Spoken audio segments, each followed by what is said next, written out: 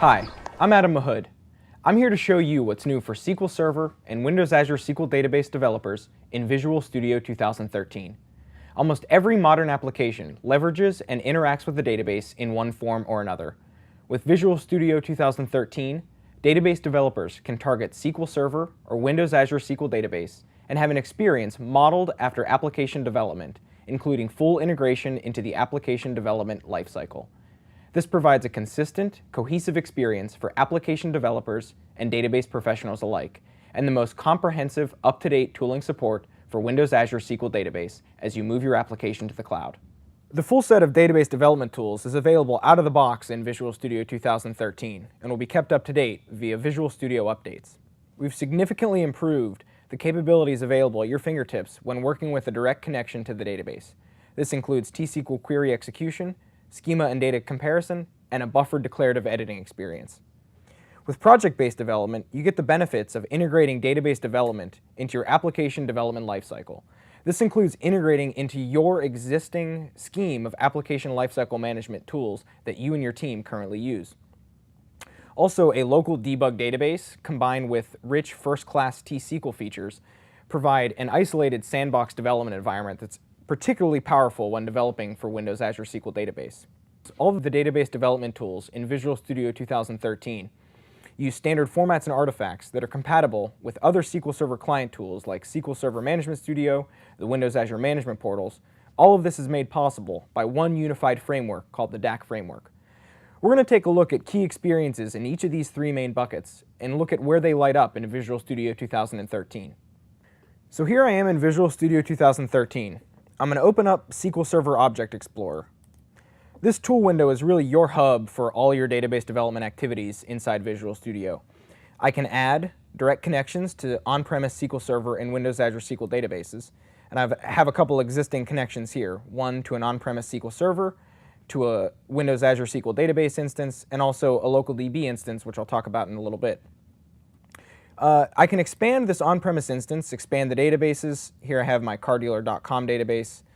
Can navigate down through my tables and views as we reverse engineer a database model. Off of each object, I can do things like view code, view the data in this table, launch the table designer.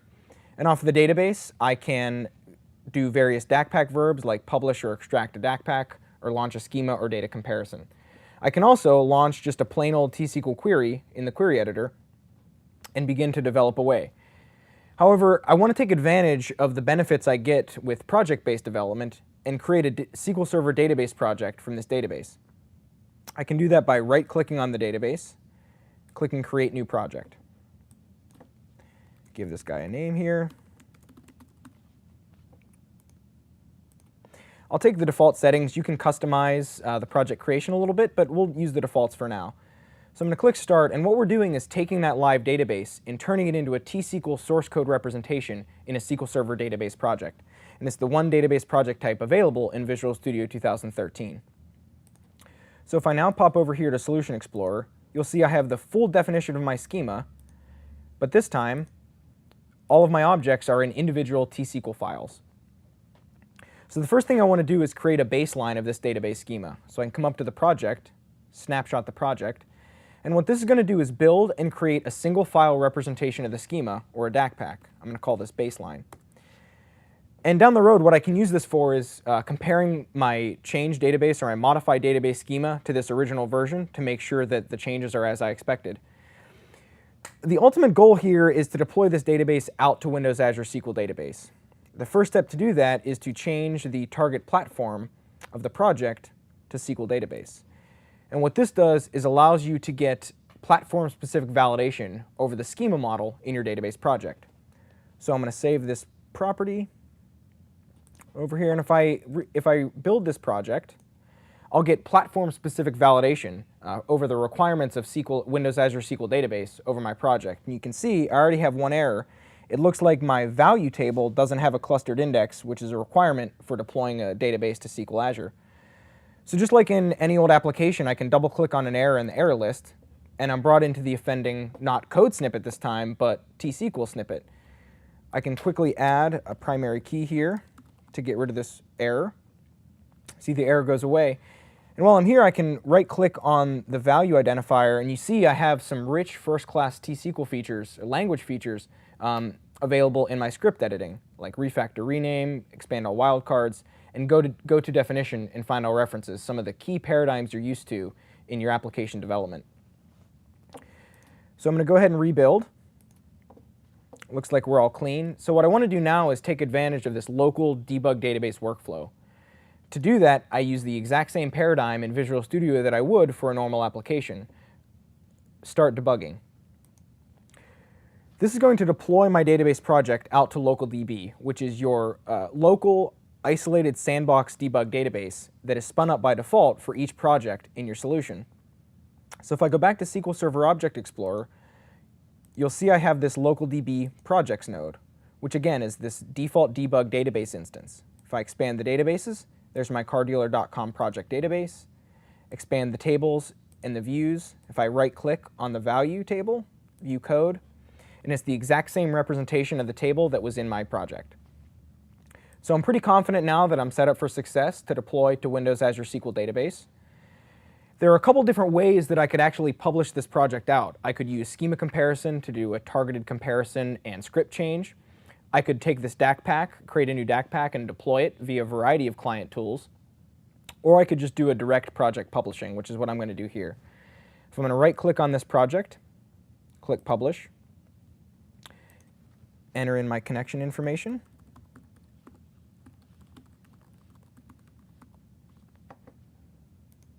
Credentials,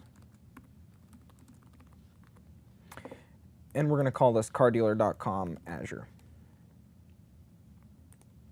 And there are a lot of different ways, a lot of different knobs that we give you to tune the database publishing experience and deployment experience, but we're going to use the defaults, which are conservative and set you up for success when targeting Azure. I'm going to go ahead and publish this. And we're popped into the Data Tools Operations window, which is your home for tracking long-running database operations in Visual Studio. You can see this publish operation. I can see every step of the way, including the publish preview, the different scripts that it executed, and the results of executing those scripts. It looks like my publish completed successfully, which is great. There are a couple different ways, just like everything else that we've been doing, that I could verify that my database made it out to Azure successfully. But I want to highlight one of the new experiences we've lit up in Visual Studio 2013, hanging off Server Explorer. So if I go to View, over to Server Explorer, you'll see this Windows Azure node. And this node in Server Explorer is really a launch point for navigating and enumerating all of your assets under a Windows Azure subscription, really tying a hybrid experience between your local development environment and your Windows Azure assets. I've already tied this up to my subscription, which takes only a few simple clicks. If I expand this node, you can see I have several assets, including the SQL Databases node. I'm going to go ahead and expand this. I'm just going to go ahead and retrieve all of the different databases under my subscription. And I should see this cardealer.com Azure database appear.